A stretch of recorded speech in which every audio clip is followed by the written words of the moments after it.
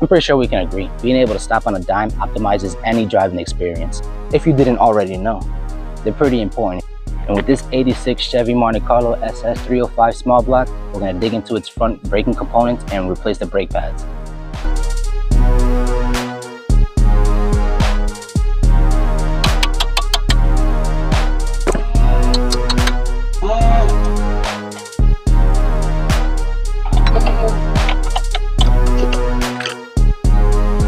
Don't just leave these hanging like that, because the structure on the outside seems nice and strong, but on the inside it just collapses on itself, and then that's when you can get brake drag where the caliper doesn't want to release itself.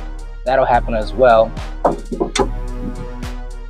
Now it's just constricted on the inside once it collapses. On the outside you won't see it, but it's what's on the inside that counts. Isn't that right, everybody?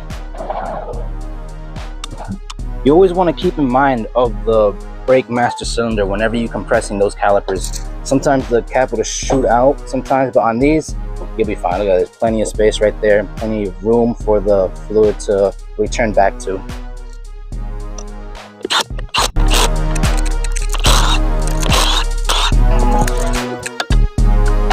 Ouch, my finger.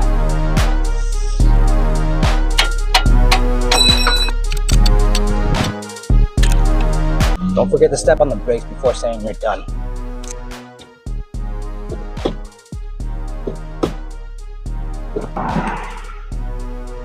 And it's just that simple.